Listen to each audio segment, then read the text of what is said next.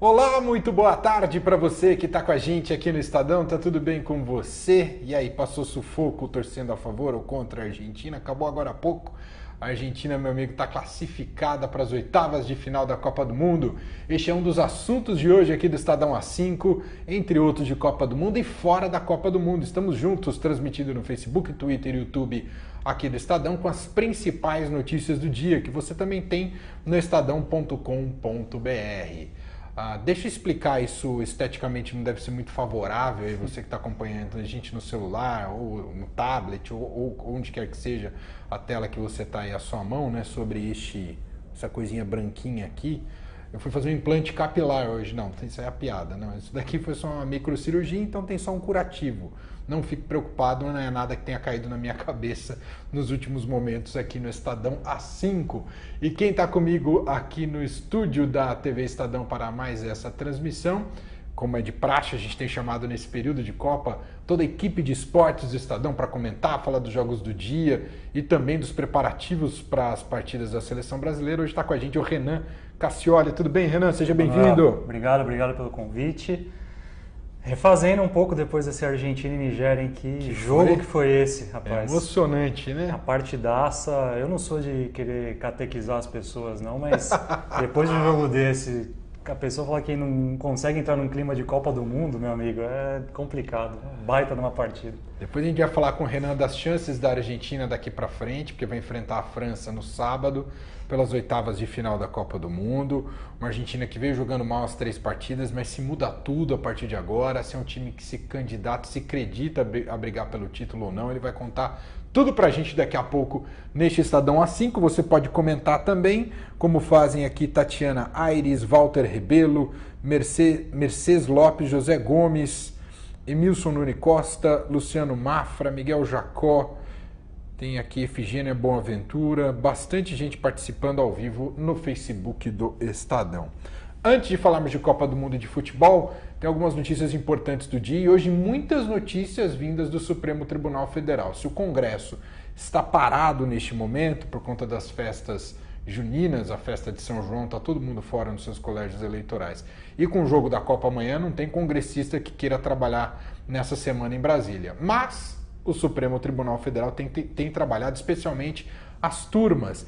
E se na Copa do Mundo a Argentina reservou grandes emoções para o dia de hoje, na segunda turma do Supremo Federal, muitas emoções também. É a quem tem jogado como a Argentina. A segunda turma do Supremo Tribunal Federal decidiu por maioria hoje mandar soltar o ex-ministro José Dirceu, preso da Operação Lava Jato. Ele foi levado para cumprir pena em 18 de maio, após esgotados todos os recursos no Tribunal Regional Federal da 4ª Região, em Porto Alegre. Nessa decisão do TRF4, Zé Dirceu foi condenado a cumprir uma pena de 30 anos e 9 meses de prisão. A iniciativa, então, de libertar José Dirceu foi do relator do caso, o ministro Dias Toffoli, e ele foi acompanhado, e aqui não tem nenhuma surpresa, por Gilmar Mendes e Ricardo Lewandowski, que é o trio que normalmente costuma votar em combo, né? Tem um entendimento parecido sobre as matérias. Ficou vencido o ministro relator da Lava Jato, Edson Fachin. Não estava presente nessa sessão hoje da segunda turma o decano Celso de Mello, que normalmente acompanha as decisões do Edson Fachin, né? É muito comum o resultado de 3-2 nessa turma. Após o voto do ministro Toffoli, que entendeu que havia problemas na dosimetria da pena de José Dirceu, o ministro Edson Fachin pediu vista, justamente mais tempo para análise.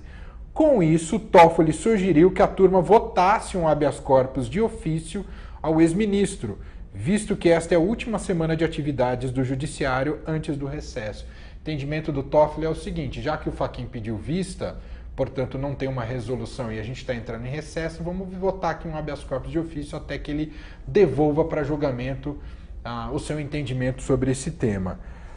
Fachin criticou a decisão de Dias Toffoli, momento bastante tenso ali na segunda turma, afirmando que ela vai contra o entendimento do plenário da corte, e aquele entendimento sobre prisão após condenação em segunda instância. Toffoli respondeu dizendo que ele não estava contra o plenário, mas que era necessária dar essa abertura, que juridicamente fazia sentido os pedidos da defesa de José Dirceu. Enfim, a segunda turma mais uma vez agindo aí o que pode ser considerado de maneira controversa, né? E aqui mais do que uma leitura de derrotados e vitoriosos, tem um entendimento de como aplicar as leis, principalmente a partir desse trio formado aí pelo Gilmar Mendes, Ricardo Lewandowski e o ministro Dias Toffoli. Tem mais da segunda turma que a gente atualiza hoje. Ela decidiu também, por maioria, trancar uma ação penal contra o ex-presidente da Assembleia Legislativa de São Paulo, o deputado Fernando Capês, acusado por envolvimento na máfia da merenda. Os ministros Dias Toffoli e Ricardo Lewandowski acompanharam o voto do relator do caso, o ministro Gilmar Mendes, para quem a ação penal foi aberta sem justa causa, sem provas, depoimentos de testemunhas que validassem o processo e descartando momentos em que os depoentes estivessem sob coação. Dessa forma, Gilmar atendeu integralmente o pedido da defesa do parlamentar, que alegou estresse psicológico, fortes enxaquecas, pelo que chamou de injusta acusação. Ficou vencido no colegiado o ministro relator da Lava Jato, o ministro Edson Fachin. O decano Celso de Mello não estava presente nesta sessão. Então, no mesmo dia, Fernando Capês, né, trancou ali a ação penal, né, então essa investigação não continua a correr. E ainda o ex-ministro José Dirceu também foi liberado aí pela segunda turma do Supremo Tribunal Federal.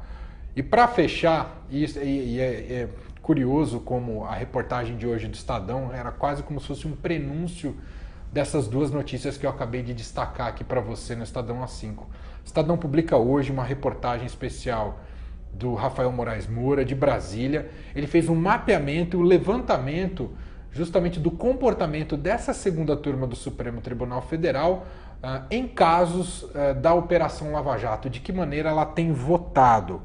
E nesse levantamento, nas 30 votações mais importantes no colegiado sobre os casos da Lava Jato, aponta que Fachin foi derrotado ao menos 13 vezes desde que assumiu a relatoria da operação em fevereiro de 2017. Diferentemente do que ocorre no plenário do Supremo, a ala que costuma acompanhar Gilmar é maioria na segunda turma. Além de Fachin e Gilmar, o colegiado é formado por Ricardo Lewandowski, Dias Toffoli e Celso de Mello. A composição já fez Fachin mudar a estratégia e optar por levar algumas questões diretamente ao plenário, em que conseguiu reverter placares desfavoráveis na segunda turma. Então vale muito a leitura desse mapeamento feito pelo Estadão, junto ao repórter Rafael Moraes Moura, sobre o comportamento e de que maneira a segunda turma tem votado em casos da Operação Lava Jato, e mostrando que normalmente, quase grande parte, quase metade, né, dos casos importantes, o ministro Edson Fachin, relator da Lava Jato, tem sido derrotado. Certo? Então é quase uma atualização aqui de notícias envolvendo o Supremo Tribunal Federal e a segunda turma do Supremo. Já que quase não há protagonismo neste momento político do Planalto e do Congresso, sobra para a Justiça chamar o protagonismo neste momento entre os poderes no país. Mas realmente o que tem chamado a atenção de todos é a Copa do Mundo. Por isso eu estou aqui com o Renan para a gente falar dos resultados de hoje, também falar do jogo da Argentina, vamos falar da seleção brasileira. Só antes, deixa eu ler aqui quem está participando com a gente desse Estadão A5. Aristóteles Gomes, Dorival Zaragoza, Antônio Deus, Vera Rosa, Kelly Naldo Pedro, bastante gente brava com a segunda turma, Cristiano Soares, Bittencourt, Simone Reis, Caco Areco. Pode mandar seu recado, na medida do possível a gente vai lendo aqui as mensagens. Renan, acabou agora há pouco então 2 jogos emocionantes, né? Estamos nessa fase de fechamento aí dos grupos, com jogos às 11 da manhã, às 3 horas da tarde. Todas as atenções hoje estavam voltadas para a partida da Argentina, que precisava vencer a Nigéria. Foi mais uma vez um sufoco para a Argentina, mesmo que ela tenha demonstrado superioridade por alguns momentos da partida, mas conseguiu o resultado. E no final da partida, por 2-1, está classificada para as oitavas de final, e graças também ao mau desempenho da Islândia perante a Croácia que faz 9 pontos, termina de maneira surpreendente aí nesse grupo, e eliminou então a Islândia, e a Nigéria, por tabela, também está eliminada. Como é que você vê essa partida aí da Argentina, essa classificação suada, mas imagino que isso vai mexer com os brios do elenco, não vai não, Renan? Mano, eu vejo assim, acho que tem 2 questões. Primeiro, a classificação argentina não elimina o mau futebol que a seleção apresentou até aqui na Copa. A seleção tem um monte de problemas, não vem apresentando um futebol convincente. Hoje, em determinado momento da partida, inclusive a Nigéria esteve mais perto de voltar ficar à frente do placar e não conseguiu. Mas tem uma outra questão que você colocou no início do programa. Agora zera tudo. Oitavas de final é jogo único, jogo eliminatório contra a França. Aí você vai falar para mim, pô, mas a camisa vai pesar tanto assim a ponto de equilibrar hoje, né? Hoje em dia a gente considera a França num patamar um pouco acima da Argentina, pelo que mostrou nessa Copa. Aí se perguntar, mas a camisa vai empatar isso? Não vai empatar, mas assim, pesa. Pesa. Vale até lembrar que vai ser o terceiro confronto na história das Copas entre França e Argentina. E nos 2 confrontos anteriores a Argentina ganhou, na Copa de 1930 e na Copa de 78, só que foram duelos válidos pela fase de grupos, nunca foi em duelo eliminatório, essa vai ser a primeira vez. Então assim, vai ser uma partida complicada para os franceses, mas me chama muito a atenção como a Argentina ainda parece desunida. Uhum. E até agora a gente estava comentando aqui na redação, na comemoração pós-jogo, o Jorge Sampaoli, treinador da Argentina, não está presente. Estão todos os jogadores ali abraçados no centro do campo. Ele vai pro vestiário, né? Ele vai pro vestiário, então, assim, mostra mais uma vez que existe sim um racha, um problema entre jogadores e elenco. É algo que a imprensa argentina já vem trazendo nos últimos dias. Eles não estão mais falando a mesma língua. E essa cena, para mim, ela é emblemática. Ela mostra muito bem que, assim, estão caminhando em linhas paralelas e aparentemente cada vez mais se distanciando, né, uma da outra. Mas assim, eu vejo a Argentina ainda, o Messi rateando muito, você tem ali algum lampejo. O gol dele hoje foi uma coisa espetacular. Assim, gol brilhante, né? Parece simples o que ele fez, mas a matada que ele deu na coxa e já o domínio para o chute, não é qualquer jogador que faz isso. Claro. Não é simples de se fazer isso. Então assim, nesse momento você pode até pensar, né? Poxa, o Messi voltou a ser o Messi que a gente queria ver em Copas do Mundo e tudo mais. E aí o jogo transcorre, o Messi vai se apagando, você não consegue enxergar ali a transição de ataque da Argentina. A gente fala sempre, né, que a Argentina tem peças tão boas, né, do meio para frente, e essas peças não se comunicam, não funcionam. O gol da classificação hoje precisa ser do Rojo, que joga lá atrás e já estava naquele momento do abafa. Do abafa do desespero. Do desespero. Então assim, a Argentina tem muito o que evoluir, se quiser realmente avançar de fase. Mas eu não colocaria a França tão à frente assim da Argentina para esse duelo de mata-mata, não. E é curioso, Renan, a gente fala muito tem muito esse clichê, né, de falar do futebol africano, que é um futebol inocente, apesar de ter melhorado muito nos últimos anos, mas hoje a Nigéria comprovou, ajudou a reforçar essa máxima, porque a Nigéria esteve muito próxima de poder ampliar o placar, tá à frente da Argentina, teve até chances de gol, mas não soube ser uma equipe madura para fazer valer essa superioridade técnica e física naquele momento e acaba tomando um gol no finalzinho, que também demonstra uma certa falta de amadurecimento, e aí não tinha mais forças para se recuperar no final, né? É triste um pouco por outro lado, né, porque a Nigéria esteve muito próxima da classificação, né? E tem até uma questão, a Nigéria não soube, acho que, aproveitar também o componente emocional da partida. Teve um determinado momento que você viu ali o Mascherano completamente... A Argentina derrubou, né? O Mascherano alucinado, correndo atrás do árbitro, reclamando, cabeça sangrando, assim, tava a cena do caos no campo para a Argentina. E a Nigéria não soube aproveitar, não soube transformar esse momento numa questão favorável ali para criar, de repente, uma oportunidade de fazer o segundo gol e liquidar o jogo. É uma pena mesmo a gente sempre achar que as seleções africanas vão mais adiante no Mundial e a gente quebra a cara. Na hora H eles tropeçam. Então é isso, a Argentina classificada faz o jogo contra a França sábado, pelas oitavas de final da Copa do Mundo, já um jogaço, duelo entre campeãs, né? Já temos aqui, ó, os horários. Então tem França e Argentina sábado às 11 em Kazan, no domingo às 3 da tarde, que já é outro jogo definido a partir desse grupo de hoje. A Croácia, que liderou esse grupo, enfrenta a Dinamarca. Dinamarca que hoje empatou com a própria França em 0-0, o primeiro 0-0 da Copa do Mundo. Jogo de compadres, né? De compadres, a Dinamarca passou, mas nesse duelo de europeus a Croácia vem muito mais forte, né, Renan? Presta atenção nessa Croácia, Manuel. Para mim é a seleção que mais me agradou até o momento na Copa, assim. Mais que a Bélgica? Mais que a Bélgica. Porque eu acho que a Bélgica ainda não foi testada o suficiente. Vai ser contra a Inglaterra. A Bélgica jogou contra a Tunísia e jogou contra a Panamá, duas das seleções mais fracas do Mundial. Tem o teste agora contra a Inglaterra, que acho que vai ser um bom termômetro para a gente medir até que ponto essa Bélgica pode ir adiante. Mas a Croácia não, a Croácia já foi testada, Para mim fez o melhor jogo até aqui da Copa, que foi a vitória de 3-0 sobre a Argentina. Hoje poupou algumas peças ali contra a Islândia e mesmo assim ganhou o seu jogo. Então, e vai pegar uma Dinamarca que também não inspira muita confiança. Não fez uma grande primeira fase. Né? Então tem boa possibilidade da Croácia chegar até umas quartas de final pelo menos, e aí a gente vai ver no cruzamento quem que ela tem pela frente. Só para fechar os resultados de hoje, o Peru se despediu da Copa com uma vitória sobre a Austrália por 2-0.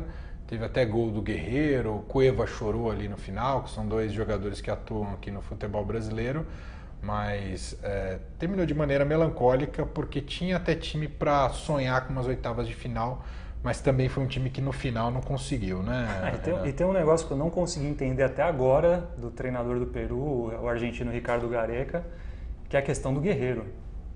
Por que ele não usou o Guerreiro desde o primeiro minuto na Copa? É verdade. Depois de todo o drama que foi para ele conseguir ir para o Mundial, a questão da suspensão por doping, conseguiu reverter, leva o cara ali aos 45 do segundo tempo para o Mundial e aí na estreia não sai jogando com ele, e aquele resultado da estreia certamente pesou muito para o Peru não se classificar. É verdade. Dando sequência aqui ao nosso bate-papo sobre Copa do Mundo ao vivo aqui no Estadão A5, Facebook, Twitter e YouTube do Estadão. Vamos falar agora da seleção brasileira. A gente passa esse nervoso porque tem gente que torce contra, tem gente que torce a favor da Argentina, mas sempre há o grau de rivalidade. Quando joga a Argentina num dia, Brasil no outro, a pressão vai transferindo de um para o outro. A Argentina passou, agora a pressão está toda transferida. Se não bastasse a pressão natural da gente ter que classificar, agora tem a pressão ainda somada pela classificação do rival. O Brasil enfrenta amanhã às 3 da tarde a Sérvia. O Tite hoje deu uma coletiva de imprensa, confirmou o time que vai atuar contra a Sérvia e será o mesmo time que vem jogando com aquelas substituições por conta de lesão, ou seja, o Fagner continua na lateral direita porque o Danilo está contundido. Fora isso, joga sim o William e o meio será formado por Casimiro, Paulinho e Felipe Coutinho, além de William, Neymar e Gabriel Jesus. Esse é o time do Brasil que joga amanhã às 3 da tarde contra a Sérvia. Porque apesar do Brasil liderar o grupo, a pressão é gigantesca porque a Sérvia precisa do resultado para a classificação às oitavas de final. Empate é do Brasil, mas a Sérvia vem para esse jogo para tudo ou nada, como um mata-mata. Então torna a situação bem delicada, será um jogo nervoso amanhã. Eu quero saber do Renan se o Tite toma a decisão correta pela manutenção do esquema e da própria figura do William, que não tem jogado bem até agora na Copa. Renan? Eu tenho certeza que se o Brasil tivesse chegado a esse jogo contra a Sérvia amanhã classificado, o Tite teria mexido no time. Acho que muito dessa questão da manutenção da equipe é para não dar uma margem, tipo assim, mexeu na hora errada, sabe?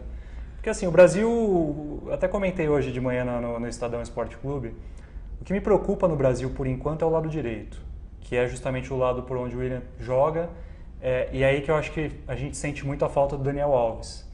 Por que eu digo isso? O Daniel Alves é um cara que tem por característica ser ofensivo e é o cara que dá o suporte para o William para fazer as ultrapassagens, é o cara que faz as triangulações por aquele lado. Então o Brasil fica com os dois setores do campo fortalecidos. Você tem o Neymar e o Marcelo do lado esquerdo que vão muito bem, e você tinha o Daniel Alves e o William do lado direito. Sem o Daniel Alves, o Fagner tem por característica ser um jogador um pouco mais defensivo. Assim. No Corinthians ele até vai bastante à linha de fundo, participa bastante. Na seleção brasileira, e eu acho que até por orientação do Tite, você percebe que na partida o Fagner vai até a linha do meio campo e volta. Até para dar a liberdade para o Marcelo ser o cara ali da válvula de escape. Só que nessa questão o William acaba sendo prejudicado, porque aí o William joga praticamente sozinho ali pela direita, individualmente ele não está rendendo o que se esperava que se rendesse dele. E aí o Tite pensou, bom, vou começar o jogo com o que eu usei até agora, que assim, se não deu muito certo, também não deu tão errado assim, e se no decorrer do jogo o Brasil começar a passar um sufoco, de repente tomar um gol da Sérvia, aí certamente o Tite vai ter que tirar alguma carta ali da manga para consertar. É verdade. Um que não dá para jogar pelo empate amanhã. O empate pode ser favorável ao final da partida para o Brasil, mas é um tipo de postura que é muito arriscada. E depois, se a Sérvia faz um gol, tradicionalmente é um time mais defensivo, né, de tradição europeia, de jogadores altos. Então, se o Brasil sair atrás do placar, aí, meu amigo, será um desespero total, porque não é fácil furar uma defesa da Sérvia caso eles saiam na frente. Eles vão estacionar o busão lá e aí vai ficar difícil. Até porque tem uma questão física também, né, Manuel? A Sérvia é o time com a média de estatura mais alta desse Mundial. São jogadores altos, são jogadores fortes, contra o Brasil, que acho que, se não me engano, é o 10º em média de altura. De estatura. Então, assim, chegou um momento do jogo ali, se tomar um gol da Sérvia, pode apostar, o que você falou, eles vão meter o busão ali na frente da área e não há quem por chuveirinha que o Brasil não vai conseguir chegar. É verdade. Aí vai ter que ter muito jogo de cintura para conseguir trabalhar a bola e buscar alguma coisa diferente. E só para fechar, Renan, você acha que é uma Sérvia que vai vir, pelo menos inicialmente, com uma postura mais ainda que precise do resultado, sabendo que enfrenta o Brasil, sabe? A Sérvia não vai poder ir para frente com tudo logo no início da partida, ela vai ter que ainda administrar bem isso, porque sabe que o contra-ataque brasileiro é forte, aí? Eu acho que é bem por aí. Eu acho que a Sérvia, pelo menos no primeiro tempo, ela vai jogar de uma forma um pouco mais cautelosa. Tentando achar uma bola. Bola aérea, escanteio, alguma coisa do tipo. Segundo tempo, se virar 0-0, se aí é um panorama que favorece o Brasil, né? Se o Brasil conseguir virar na frente, aí a Sérvia vai ter que se abrir e aí certamente vai ser bom pra gente. Muito bem. Então é isso, gente. Amanhã, 3 da tarde, Brasil e Sérvia. Vai ser uma loucura. E às 5 da tarde, logo depois que termina o jogo, o Estadão A5 vai estar aqui no ar, mas amanhã é uma maneira um pouquinho diferente. Amanhã a gente vai falar só do jogo da seleção, só de Copa do Mundo. Vamos ter mais especialistas para a gente bater um papo aqui, imaginando que o Brasil esteja classificado para as oitavas de final, senão vai ser uma tristeza. Já pensou, ó, a Alemanha no fim de semana, que tava todo mundo achando que ia cair fora, conseguiu uma virada épica ali sobre a Suécia e tá viva.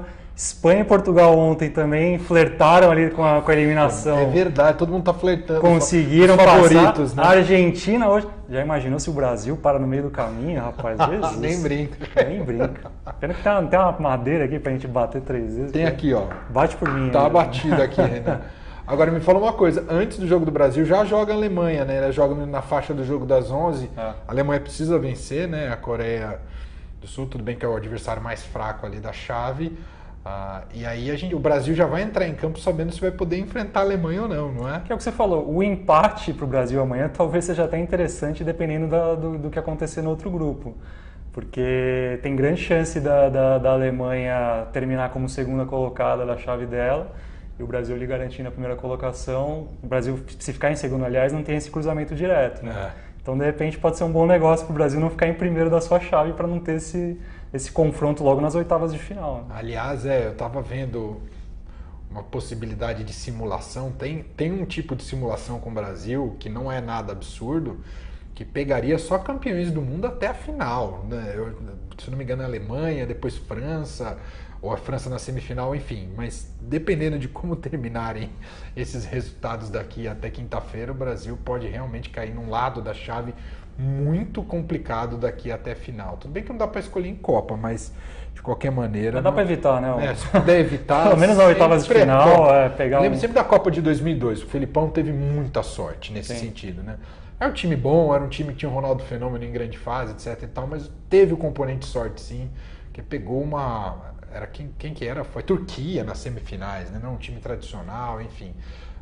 Teve Inglaterra, Bélgica, nas oitavas, depois uma Inglaterra baleada nas quartas. Se for ver, não foi nenhum grande adversário até a final. O Brasil só foi encontrar uma casca grossa mesmo na final contra a Alemanha. Mas a projeção para essa Copa não é tão favorável assim. Gente, o Jamil Chad fez uma reportagem sensacional hoje para o Estadão. Ele foi para um lugar onde a Copa não está sendo vista, ou pelo menos em grande parte. A Sibéria, ele traz as informações para a gente. Diga lá, Jamil!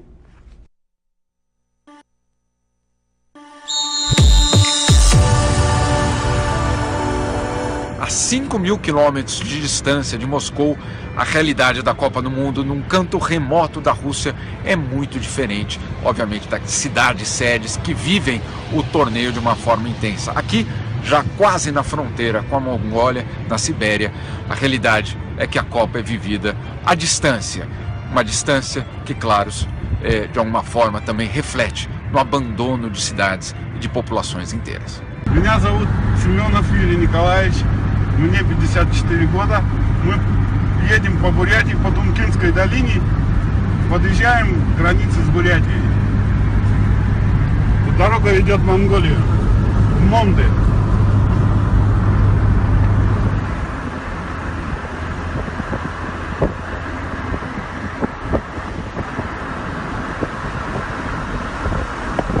Сегодня матч Россия-Уругвай.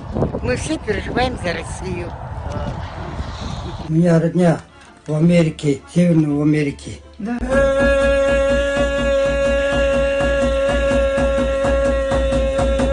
Я павер хахаргей замеху газа. Хэрэг барага дөрөн хахан бутея. Ленар мане мургана дзамила. Зазимил мане мургана, ложелте кухмане, юру мане мургана, ложелте кухмане. Харгей замех таксар자, 시가 보이는 거 가자. Хэрэг барага бутея, харгей замեն залая. Бизикте бунтая. Renan, confesso que eu fiquei meio com medo desse ser meio espiritual aí, ali que o Jamil registrou. Um garrafão de vodka ali. Tomara que ele esteja, né, mandando só energias positivas para a Rússia e não energias negativas para as outras seleções, porque a figura ali é estranha. É bem bacana esse material que o Jamil traz para a gente hoje, porque ele conta o que eles chamam da Rússia asiática, né? O lado asiático da Rússia, que é para onde a Copa não chegou. E tem até uma passagem curiosa, ele conversa com uma vendedora de peixes de uma cidade que ele visitou e ela fala: para mim, se a Rússia ganhar ou não ganhar a Copa não vai fazer diferença nenhuma, não vai mudar minha vida, né? E ela não ia nem assistir o jogo depois da seleção dela, porque ela falou que ela tinha que dormir cedo, porque ela tinha que trabalhar. Então, assim, a Copa, nem todo lugar da Rússia está respirando, né, o Mundial. E fazendo esse passeio pela Rússia, a gente tem uma outra reportagem agora para mostrar um reduto artístico e cultural de Moscou, a Rua Arbat, que abriga arte, história e modernidade. Vamos fazer esse passeio junto à nossa reportagem que está lá na Rússia e mandou esse material aqui pra gente.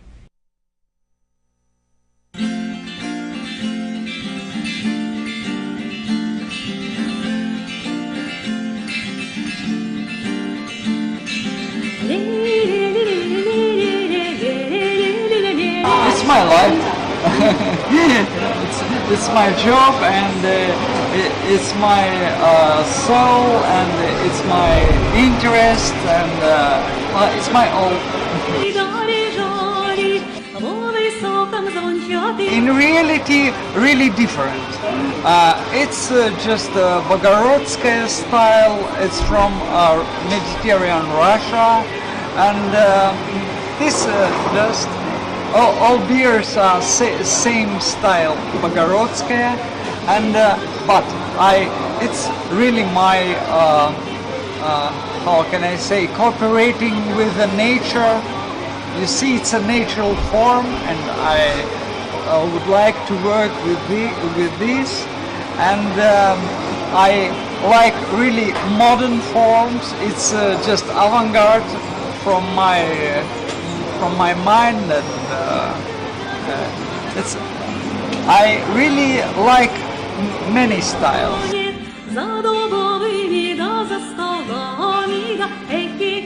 This hedgehog I can make half an hour. Oh no, half an hour. Yes, because it's really simple work. But something like this I can make a day, and depends on my mood, and very many.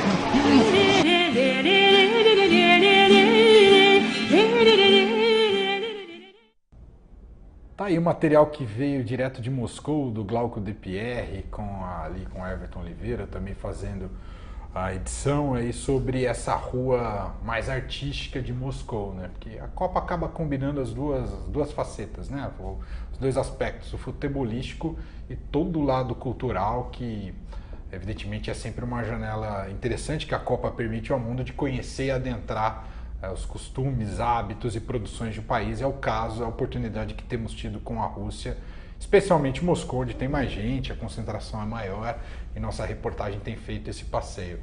Renan, para a gente concluir, queria palpite seu, rapaz. Você se comprometer ao vivo aqui para milhões e milhões de internautas, quanto vai ser amanhã Brasil e Sérvia, hein, Renan? Vai ser 1-0, chorado, suado e sofrido, como tem de ser numa Copa do Mundo, porque senão não tem graça. 1-0, Renan, pelo amor de Deus.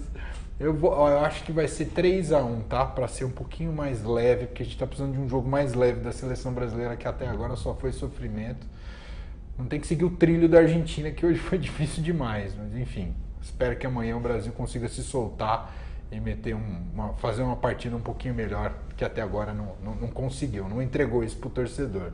Caro, Manuel, muito obrigado, viu? prazer, sempre que precisar estamos às ordens. É isso aí. Gente, amanhã estamos de volta, lembrando, acabou o Jogo do Brasil, redes sociais do Estadão, Facebook, Twitter, YouTube, teremos aqui uma análise completa sobre o desempenho do Brasil, esperamos que com a classificação para as oitavas de final da Copa do Mundo. Tchau!